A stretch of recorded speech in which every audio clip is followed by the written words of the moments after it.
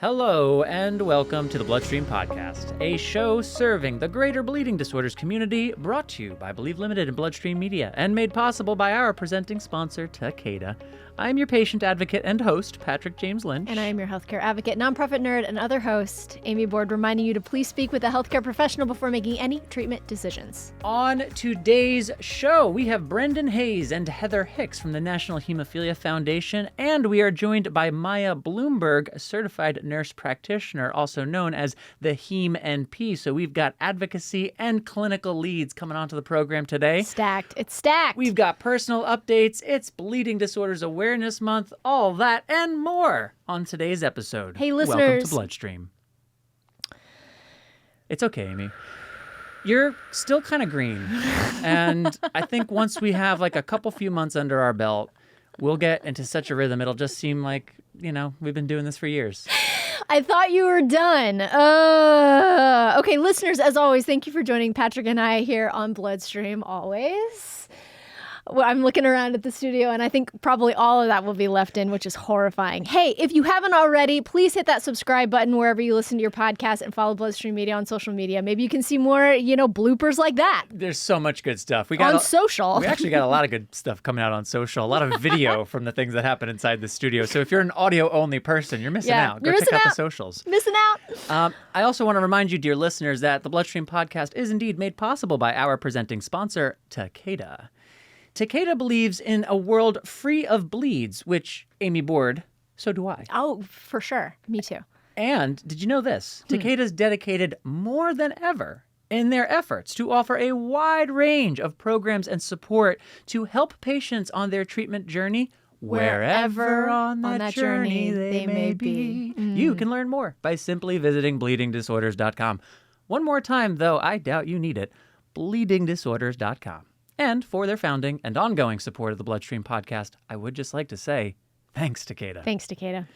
Amy Board, here we are. Happy Bleeding Disorders Awareness Month. It is Bleeding Disorders Awareness Month. Washington Days is going on in real time. You heard us talk about it. National Day of Advocacy. It is happening right now, the 8th through the 10th in Washington, D.C. Which is very cool. And we're gonna have a few people from NHF on shortly, not necessarily to talk about that, but some other cool stuff going on. But I wanted to start, Amy, by giving you a bit of an update on my ongoing journey with my left ankle. I wish we had like a little, like a theme song, like da da da da da da ankle or something like that. And now we I do. know. Keith loves that song, by the way. That was a big hit in the booth. Big hit in the booth. It's such a bummer that that's gonna stay in. This is an odyssey. This episode is called "It's Staying In." Oh God! It's the whole theme.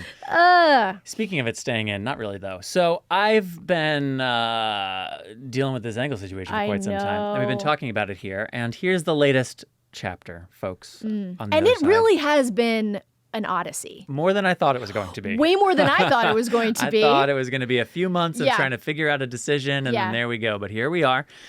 And the end of last year for me was extremely difficult. The beginning of this year was very difficult. And then 2 weeks ago, I got my latest cortisone shot after surgery in October, a platelet injection in November, a lot of pain and discomfort and continued disability. And I have to say, as you've seen in this office, Amy, the last 2 weeks, I'm moving around just fine. I know. I'm doing great. I feel like it's years ago. I know there's a ticking clock. I know it's like when you charge your phone before you go out to like the big event and you just watch the battery and you're like, I know at some point I got to stop streaming videos because I'm going to suck this battery life down.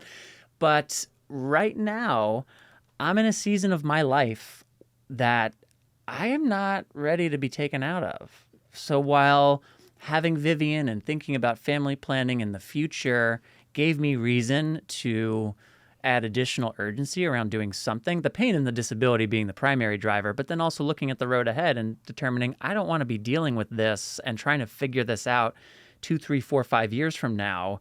I think this is the time to do it. Well, things are true until they're not, because there's been some other life, personal, professional updates that have changed my decision tree and have given me new things to think about.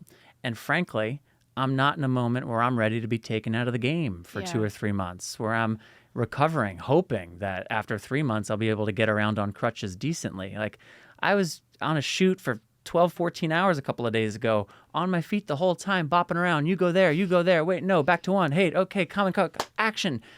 And I felt great. And I woke up the next morning feeling, sore and dehydrated. But those are normal production things. Yeah. I didn't feel my hemo stuff. Yeah. So if hemophilia is going to prevent me from being able to keep up with this thriving season that I'm living in, that's going to really emotionally rattle me because it doesn't have to. I can get by a little while longer on a course of cortisone shots, delay what I think is probably an inevitable surgery till I'm in a slightly different season. I don't think there's ever a great window for 3 to 4 months of recovery. I don't think that exists in any of our lives. But some windows are better than others. And right now, I don't have a good window ahead of me. I have a window that needs me as peak me as I can be. And right now, I'm pretty close to that. That is so great. The ankle surgery story for right now is on pause. The ankle cortisone injection routine is what we're going with for now. It's Bleeding Disorders Awareness Month, so thank you for sharing that story, because I think it's universal in some ways, and I wonder, with listeners here thinking about their own path and what they wished they would have engaged with maybe at a younger age, to maybe, stop the progression of things that might have popped up, when they were older.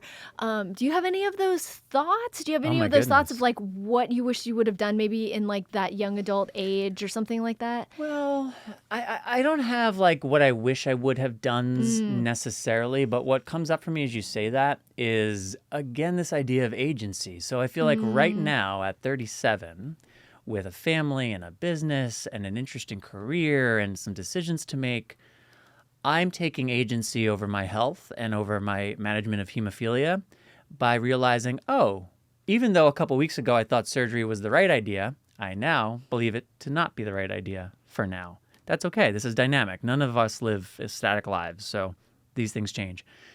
When I was a 13-year-old who no longer had an inhibitor, who was theoretically able to walk to the park and go play with friends for a while and walk home again, it was, again, my taking agency to say, Mom, I want to do that. And she would say, well, okay, but if you go and play basketball for 2-3 hours, you're going to be doing damage to yourself. And that damage is life-lasting. And she would have, I've mentioned this before, she'd have a very real talk with me about that stuff. And I would say, yeah, I want to go. I want to do it anyway. Because I have not been able to do this in my life so far. Yeah. And I'm only going to be a kid and a teen for this much longer. Yeah. And I don't know how long this is all going to last. So I want to go play. I know what the costs are. So I'm glad I did. And I think what was similar then about what I'm facing now is just this idea of taking agency, knowing what is it that's at stake here? What am I striving for? What are the compromises I'm willing to make? Because we got to deal with this thing. None of us want to. I know. None of us want to manage hemophilia. But the truth is, you can either be proactive, right? And like get ahead of certain things, own your life, take agency over your life, or you can pretend it doesn't exist, right, and it will inevitably disrupt, interrupt, and otherwise throw off your life. Right. I don't want to live in that second category. I want to live in that first category. And I think there is, I have experienced this, but I think there is, kind of this idea that if you engage with it or if you are proactive with it, it's really, it's going to take up a lot of time. You're going to feel like hemophilia is your entire life. And I actually think it's the opposite. If you engage with it proactively, I think it'll show up less and less as you go through your life. It won't affect some life stages as much as maybe it would have.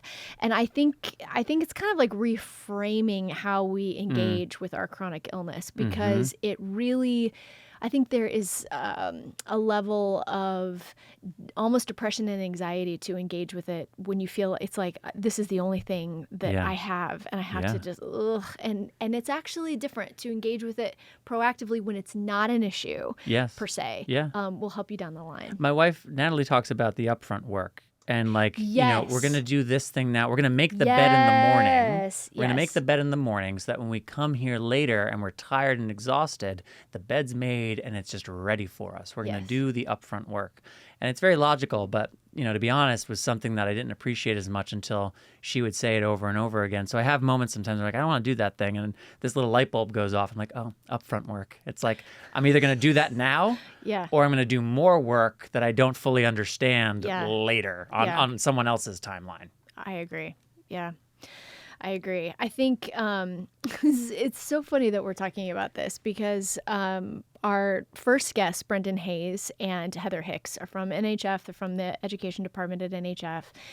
And, I think some of the work that the education team is beginning to do is looking into this almost in a way of how to, as a young adult, how to engage with your hemophilia, to learn more about it, to feel more secure, and I think to provide that agency that you spoke of in such a wonderful way. And they're piloting a program. It's called Own Your Path, and it's for let me check my notes, 18 to 29-year-olds who have hemophilia A and are on prophy. And I just think it's a program to engage with it, proactively engage and to take agency and ownership of your hemophilia so you can live a life that is untethered in a way that I just think is really lovely, which is really neat that they're thinking this way and they're designing programming this way. I think it's kind of cool. For sure. That's great. So you're going to hear about that coming up here in just a couple of minutes. And then after that, we'll have our interview with Maya Bloomberg, who is a certified nurse practitioner and goes by the moniker or handle on Instagram, the Heme NP. She has been for the last year plus, and I won't step on too much of the story, but she's made quite a name for herself online, on Instagram in particular, by making information about hemophilia and sickle cell disease primarily easily digestible, interesting, quick, and from the point of view of a clinical expert. So she's going to come on to talk to us a bit more about her inspiration, her background in bleeding disorders. That will come after the discussion with Brendan and Heather. And I have to make you aware, dear listeners, that this next segment is brought to you by Genentech. Always striving to further support the hemophilia community, Genentech offers several resources to assist patients and caregivers. Their clinical education managers, or CEMs, are part of your hemophilia community. They have years of nursing and clinical experience, offer one-on-one support, and can help you answer your hemophilia-related questions. CEMs do not provide medical advice. If you have questions about your medical condition, contact your healthcare provider. Get one-on-one support from your local CEM throughout your entire hemophilia journey at talktoacem.com. And now, here's Brendan and Heather. Listeners, I am here with Brendan Hayes and Heather Hicks, both members of the education team at the National Hemophilia Foundation, or NHF, as we lovingly know it. Welcome to the podcast, Heather, and welcome back, Brendan. Thank you so much. Thanks so much, Amy. Heather, I think listeners know Brendan. They kind of know, and obviously she's a member of the community. Heather, tell us a little bit about how you got started with NHF and your role here in this program that we're going to talk about. Sure. I started with NHF in June of 2022. I have a background in molecular and microbiology and also a master's in public health. I have been in the field of education as a teacher and an assistant principal, and also worked as a manager during the COVID pandemic with a team of disease investigators. So have a lot of experience in both education and science, and I was so excited to see the position at NHF open up that kind of merges two of the things that I love and was also able to help people at the same time. It was just wonderful to see this opportunity. Welcome to the community. We're a ragtag bunch, so welcome. Thank you. And as far as my role in the program has been to help with finishing up the last pieces of it as it was getting put into place. This has been an ongoing project that has been done in partnership with the CDC.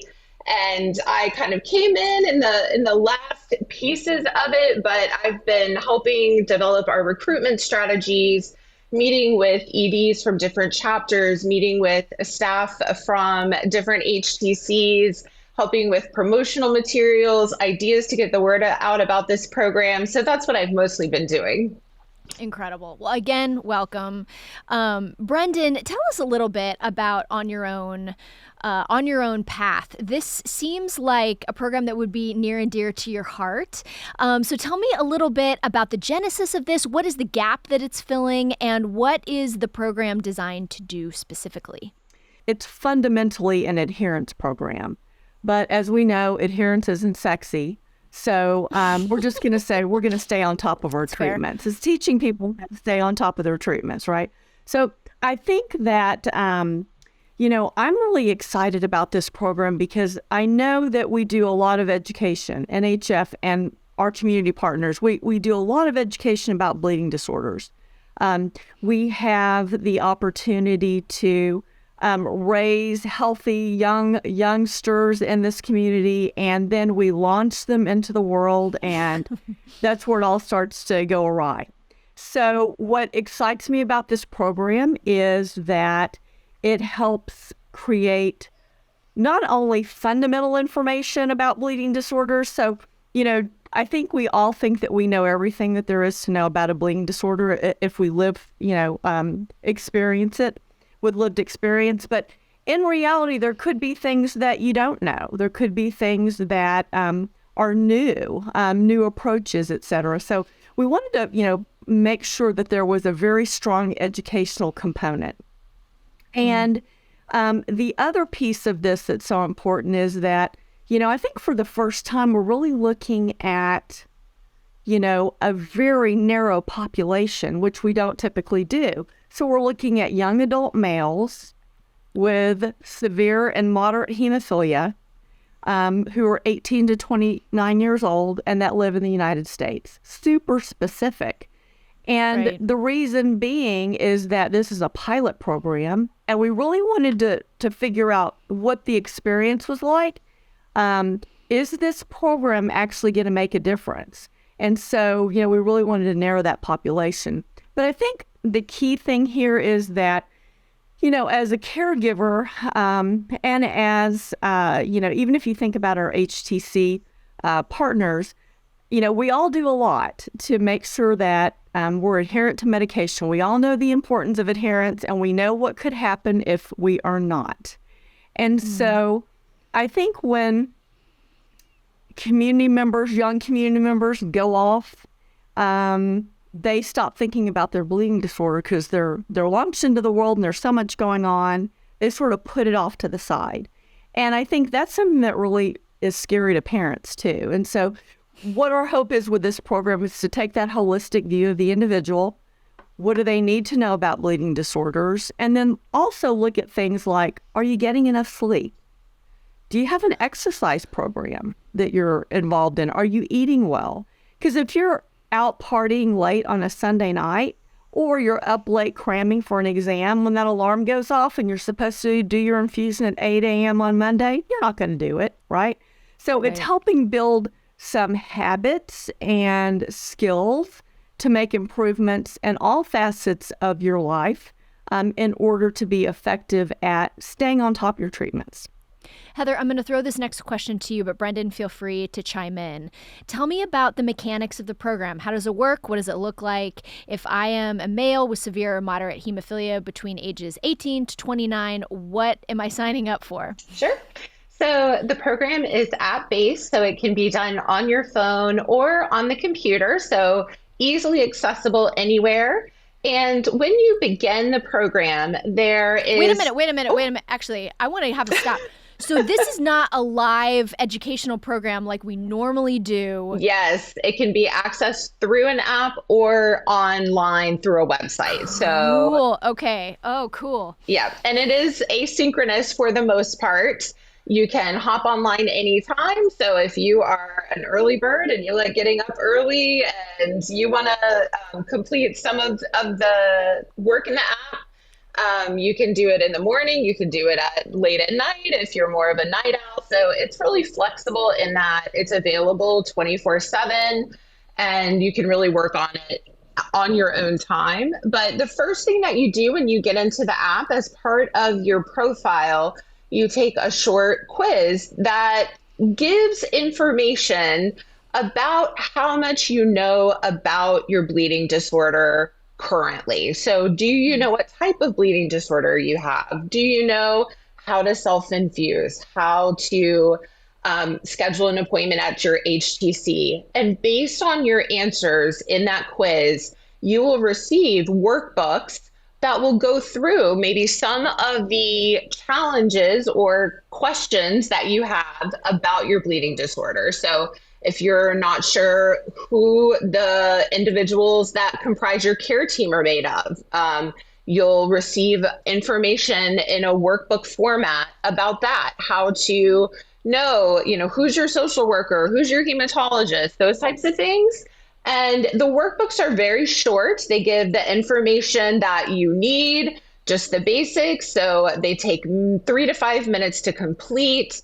At the end, there's a little quiz to make sure that you really understood the information.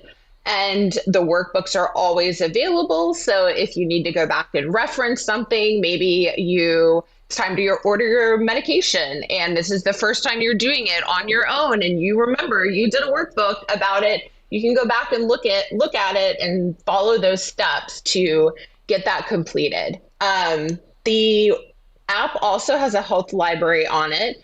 And the health library has a wealth of resources for all sorts of things to help you stay healthy. So it has topics that are specific to hemophilia, and those can be accessed at any time. It includes information that is in the workbooks and also some other information that didn't make it into the workbooks, but is also important information that you may want to know about. So it's also available in the health library, and there are tons of articles and resources about nutrition, physical activity, stress management, sleep management, and that's available to you 24/7 through the app or online.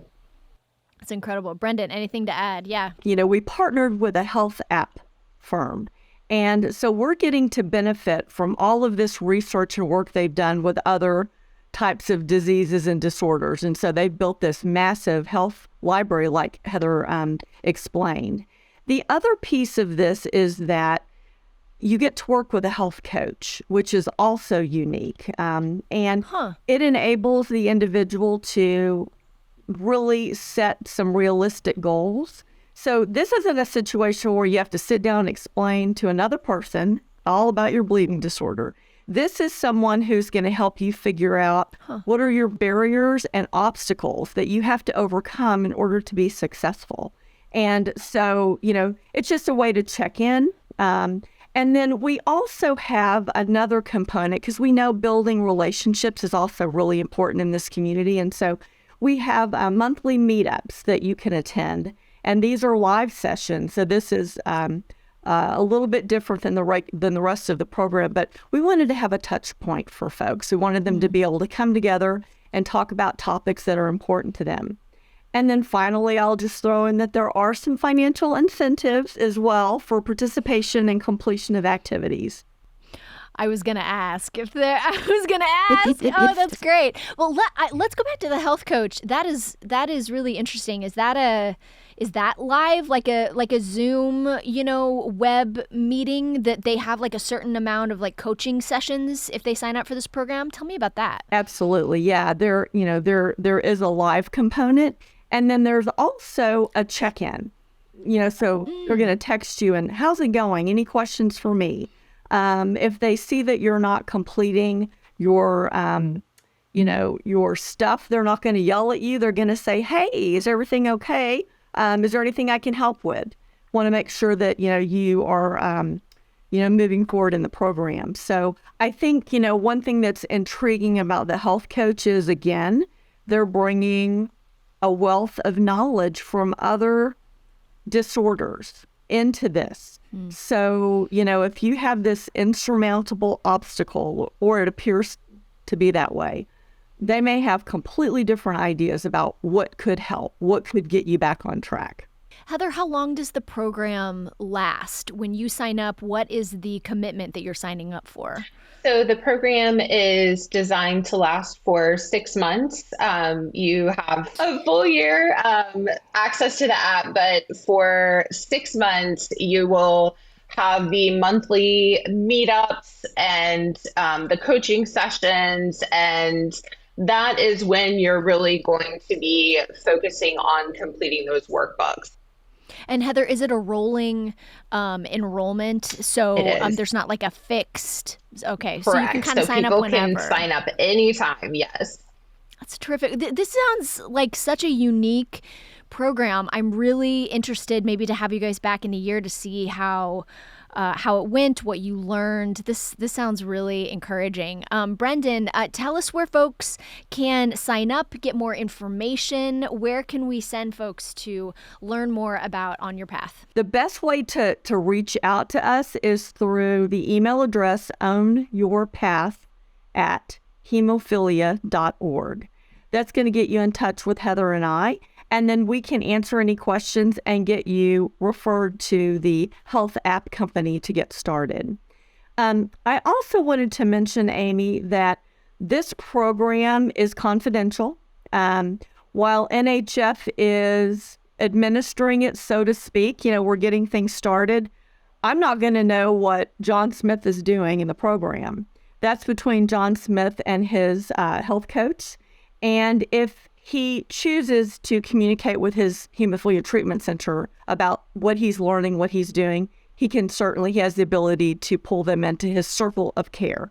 So this isn't something that, NHF's going to know all your business. This is truly a program to help people become adherent, to help them live full lives. And we know that missing one infusion could have serious impacts and long-term impacts. And so we're really trying to heighten awareness and figure out what's going on, because everybody's got their own set of issues and ideas about how what they want their life to be. So this is not, this is not a program that, is sort of one size fits all. It really does cater to the needs of the individual.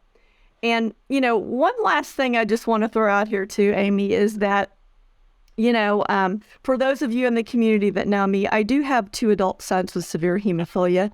And man, do I wish this program was available when I was kicking them out of the nest.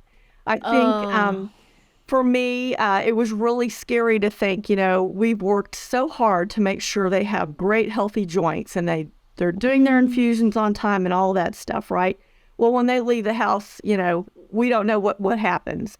But I think what's really cool about this program is that it really does, really focus on increasing independence as well, and helping them take ownership of all of the things that they need to know around, adequately and effectively managing their bleeding disorder.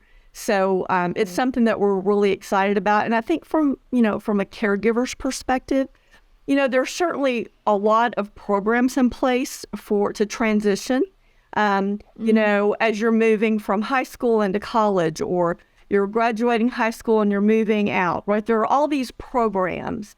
And this one, being that it's 6 months, it sounds like a really long time, but in reality, this is all about behavior change and building habits, and that takes time. And that takes, structure and a support system. And that's why we're really excited about this program, and really want to thank the CDC for partnering with us on this and helping us make it happen. What an endorsement.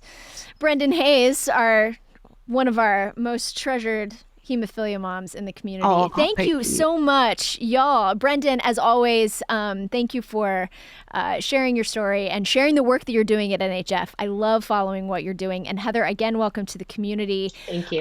Y'all, listeners, if you are interested in Own Your Own Path, please check out the email that Brendan mentioned, ownyourownpath@hemophilia.org, and we will have that in the program notes. And again, thank you so much for being here, and we look forward to hearing about the program maybe in a year. That sounds great, Amy. We're really excited. As we mentioned, this is indeed a pilot, and we are hoping to definitely roll this out to other groups with bleeding disorders, whether it be people with VWD, von Willebrand's disease, or women as well. So that's something that we're really excited about. So once we show success, we'll be able to roll it out to a larger group. Own your path at hemophilia.org. Listeners, I think I screwed that up the last time, but it will be correct in the program notes, which is all that you're not going to write it down from this. You're just going to click. So anyway, it will be correct on the program notes. Again, thank you, Heather, Brendan. Hope to talk to you soon. Thank you. Thanks so much.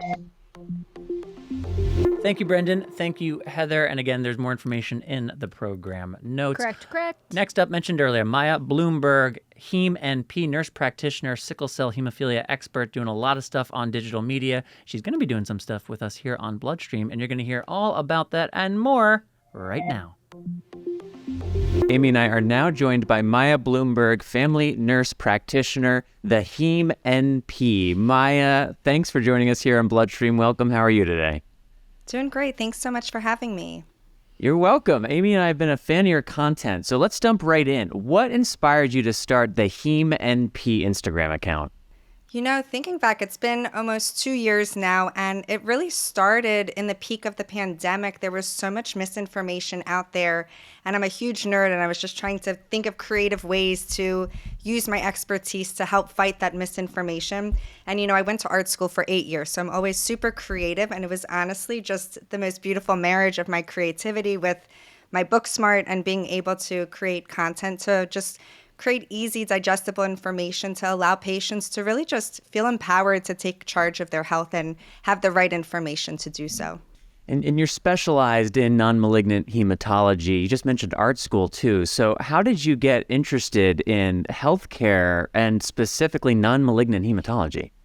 So I really fell into hematology when I was a bedside nurse and a charge nurse. You would see a lot of different types of providers, but you would see the good ones, but you would also see the providers who really just treated patients like numbers. So when I became a nurse practitioner, I didn't really care about the specialty I went in because I'm the type of person, when I put my heart to it, I'm always going to succeed. And I cared more about the provider I was working with.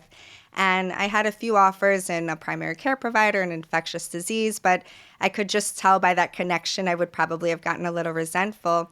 And then lo and behold, Dr. Harrington comes around and we're talking about his practice and his specialty. And he's literally just going one by one about his patients and giving me a thorough history. And I'm like, this is my guy. Like, you can tell that he truly cares about his patients. So I really fell into hematology, but now kind of seeing where my career has taken me and the advocacy and whatnot I've been able to accomplish, I really do feel like it was some divine intervention. And this was part of my life purpose to really fall into hematology.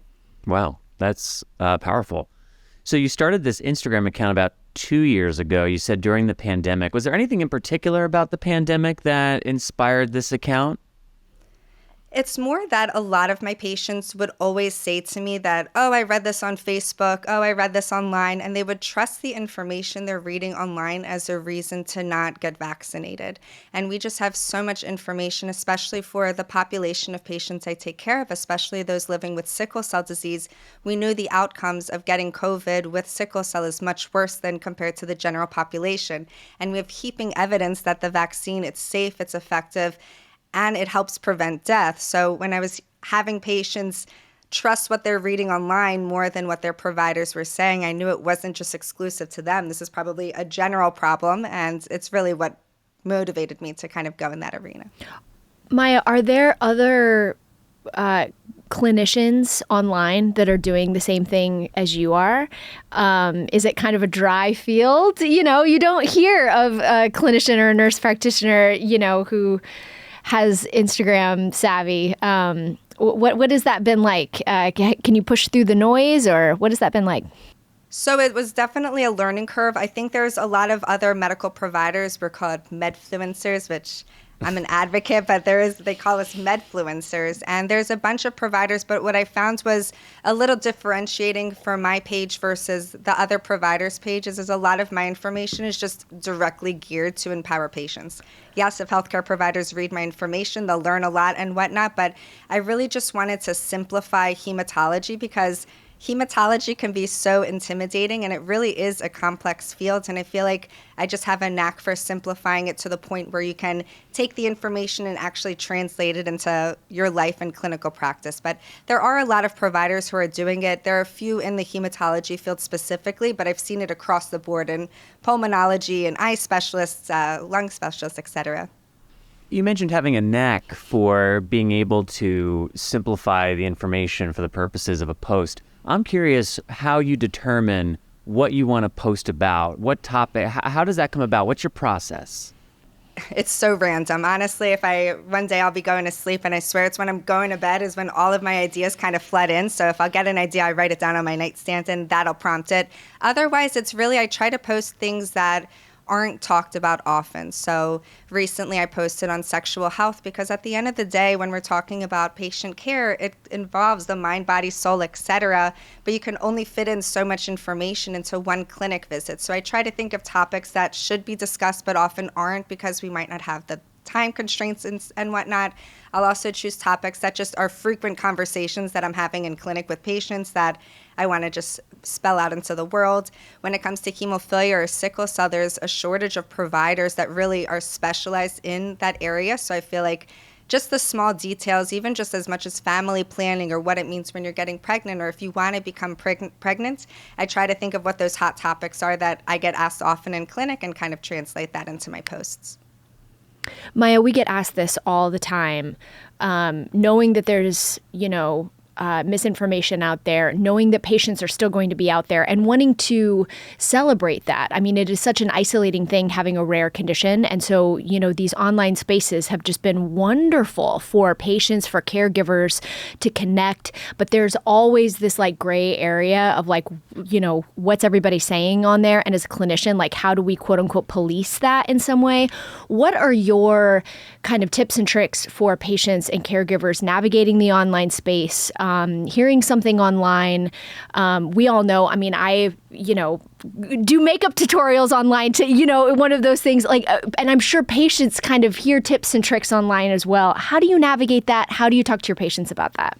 So I have patients all the time, they'll bring me information like, hey, I saw this online, what do you think about it? Because I think as soon as you plant a seed of doubt and let patients realize you can Google anything and you can find one sentence that fits a piece of your narrative and creates this whole story that really skews the information. So I think it's just important for patients to not trust everything and to really be their own detectives. If something sounds too good to be true, it probably is.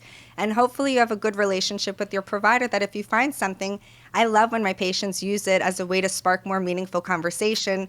And it's not like they're saying, hey, look what I saw, this is what I believe. It's more like, hey, look what I saw, what do you think? And kind of breaking down the information together. Maya, your account has over 11,000 followers. Each of your posts gets significant amount of engagement. I'm curious, what has surprised you about the response to your account since you first started it? I think what surprised me most is in the beginning, I went in so eager. I'm like, yeah, everyone's going to love me and who wouldn't want to follow me? And it was the complete opposite. And it was almost when I stopped thinking about what others would like more and just started doing what I was passionate about. But the bigger purpose of my account is really to help empower patients to live their best lives and be their biggest advocates. And when I focus on that and that passion, I feel like everything else kind of trickles. So I think it was surprising to me that just when I stopped caring about the followers and the likes, when I ended up being more successful. That's a great story. It's a great testament to making sure that you're focusing on the thing that is most important and trusting that the rest will come. And the other thing, just one piece real fast, is just the Instagram. It gives you the ability to connect to people all over the world. And for the different disease states, like with sickle cell, we know that it's a huge health and racial disparity in the United States, but through connecting to people globally, you realize that every single warrior is having the same exact battle. And even in the areas with the highest prevalence, it's almost worse in Africa, which has the highest rates, and they don't even have basic access to newborn screening and to life-saving treatments. And for hemophilia, for example, when you think about access, and I'm connecting to people in India or other people who reach out to me like, hey, I just started on this clinical trial. It's been really exciting to just engage and connect to people all over the world and kind of hear how the standard of care and different treatments vary as well. It's also been exciting for us to connect with you and to start talking with you about how we may work together through BloodStream in the future. And I know we're still hashing out details, fine-tuning some things, but if you would, Maya, I'd love for you to just share a little bit about what listeners can expect to hear from you here on BloodStream in the coming months. So I think we've already dived in and spoke how I'm very good at simplifying things and making it easy to understand. So this new project that we're going to be doing is going to be short tidbits of information, easy to digest on various topics that cover anything in non-malignant or benign, or more recently we now call it classical hematology. And that covers hemoglobinopathies, which sickle cell and thalassemia falls under. It covers bleeding disorders like hemophilia and von Willebrand disease, covers iron overload, it covers clotting disorders, platelets, etc. So we have so many different things that we can talk about, and the goal is to kind of just break it down in short, digestible videos. So again, you can take this information and just be able to live your best life. That's fantastic, Maya. Well, thank you for everything that you do for the community, and thank you for the willingness to partner with us on BloodStream, and I'm excited to see what we're going to be able to do together here in the coming months. And thanks again for today and having our listeners get to know a little bit more about you and your story. I imagine we'll have you back on down the road to hear how this project we're doing together has gone, what else you're learning, and as we continue to see advances in treatment and care and hemophilia and in sickle cell and so forth, to check in with you about what are you noticing or what gaps are still exist. I think this will be a fun ongoing dialogue for Amy and I to be in with you, and the listeners will benefit from that. So thank you, and we will talk to you again very soon. I'm just as excited. Thanks so much for having me. Thank you, Maya. Thank you, Brendan. Thank you, Heather, for contributing to today's episode. And thanks again to Takeda, our founding and ongoing supporter, as well as to today's episode sponsor, Genentech. We are back again March 24th. It will still be Bleeding Disorders Awareness Month, so we will probably mention that, Amy. But what else might we mention on the episode coming out on March 24th? Blood brother John Christian joins us. He's from the Colorado community, so what?